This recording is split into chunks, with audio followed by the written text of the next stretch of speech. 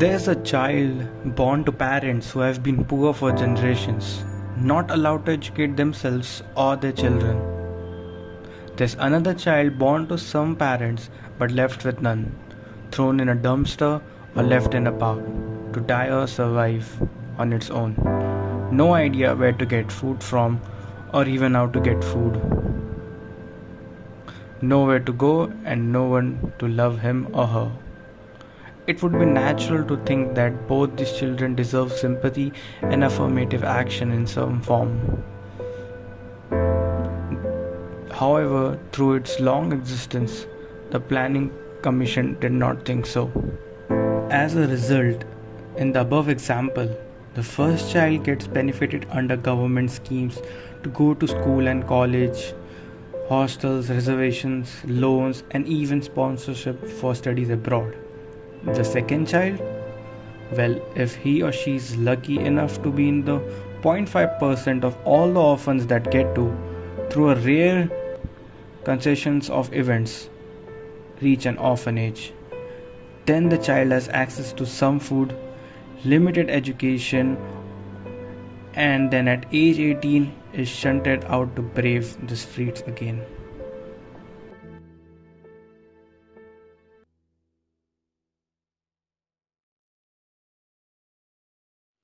My name is Shravan. I'm 23rd old and recently I completed my degree. I am Anusha. I have 20 years old. నా పేరు మణికంఠ. నా age 19. నేను degree చదువుతున్నాను. My name is Ganga. I'm studying second degree. నా పేరు రాజు. నా age 20. నేను degree చదువుతున్నాను. I am Swati. I am 19 years old. నా పేరు వర్మ. ఆటోనగర్లో విజయవాడ ఆటోనగర్లో. నా పేరు దివ్య. నాకు 17 సంవత్సరాలు. నా పేరు Sai Kumar. Age 17. My name is Pandana. I have 22 years old. My name is Mahesh Babu. I'm studying 10th class, 16 years. My name is Sonia. I'm studying just Vijayawada College. Vandana. Rajesh.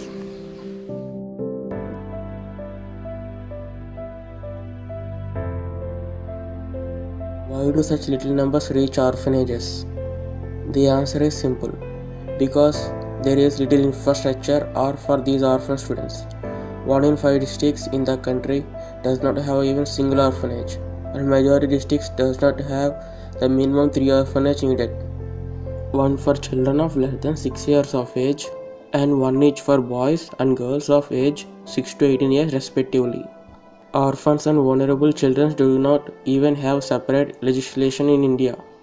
They are part of Juvenile Justice Act, the primary focus being under 18 criminals, even in the law that should protect them. Their loss, this historic neglect could have arisen for many reasons. There are over 2 crore orphans in India, more than the total population of Sri Lanka. The figure is from a detailed study by SOS Children's Village.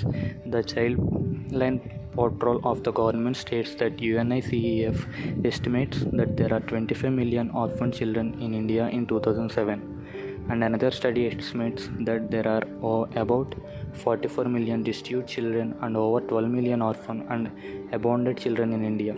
Due to never officially researching the numbers, the government has never been aware of a large number of children who have left out of the progress study of our country. The concept of parents' partenariat, that the state is your parent if you have none, is truer for no other category of citizens but orphans. Without any parent or effective guardian, orphans and children of the government, parents save, spend on and encourage their children in their education, coaching and job or business efforts. Government's annual expenditure on child protection is 1500 crore rupees, though increased when compared to last year. Still amounts to less than 2 rupees per child per day, that too for food, clothing, education and medical needs. In contrast, Air India is being kept afloat with budgetary support of 24,000 crore rupees, and while NPA write-offs to banks amount of hundreds of thousands of crores annually. As a result, the total number of orphans and vulnerable children covered in all institutions in the country, flagship integrated child protection scheme, is 78,000 in 2018 to 19. Maybe it is too much for the government to provide love, affection, confidence, and comfort to these kids. Maybe it is asking for too much of the government to help them with their homework, take them out for walks, play cricket with them in the park, or tuck them into bed every night, like a doing parent. But is it too much to ask the government to take care of the very basic needs of a decent childhood so that the child doesn't feel lost and forsaken? Is it too much to ask the government to provide orphans their basic right to life as guaranteed under our constitution? Of all the solutions available, the utopia is adoption. However, it is not a significant solution to the extent of the orphan problem because the numbers don't add up. Adoption in India is consistently less than 6,000 children per year, thus addressing only the tip of the iceberg. However, small policy changes could mean a paradigm shift in the lives of these children. Something as simple as a census or survey of orphans can show the government the numbers they are dealing with. Small steps like ensuring every district in the country has the required number of orphanages, making sure each child without effective guardians reaches a government facility, including the word orphans to schemes benefiting other children from weaker sections, ensuring that we 10 little words on paper would result in the difference between life and death for the children on the sidewalk.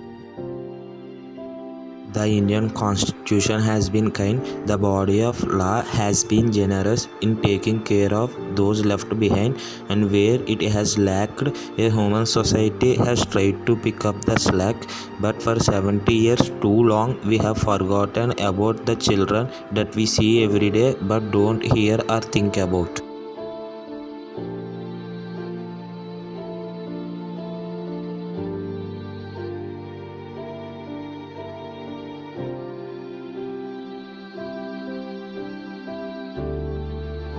The pandemic has left behind tragic consequences for young children. These are the twins who have lost both their parents due to COVID-19. The 6-year-old twins who lost their mother just by 3 days after their father was consumed by COVID-19. In some cases, children were found living with their parents unaware of what has struck them. Reports some coronavirus orphans are also being put up for illegal adoption on social media. The authorities are concerned about child being marketed on WhatsApp and social media posts. These messages seem innocent enough but contain a bigger unforeseen threat for the children. There are some NGOs and individuals giving temporary shelter to these children. A Mumbai-based cybersecurity expert has launched a coronavirus helpline for children. The government is urging people to take the legal route of adoption. Women and Child Development Minister Smriti Irani has urged people to inform the child and welfare community about any such cases. Several states and government agencies are now creating awareness on children's safety to tackle the adoption issue. According to the law, an orphan child must be put in an institution if no relatives look after them. We are guilty of many errors and many faults, but our worst crime is abandoning the children, neglecting the fountain of life. Many of the things we need can wait, the child cannot. Right now is the time his bones are being formed, his blood is being made, and his senses are being developed. To him we cannot answer tomorrow, his name is today.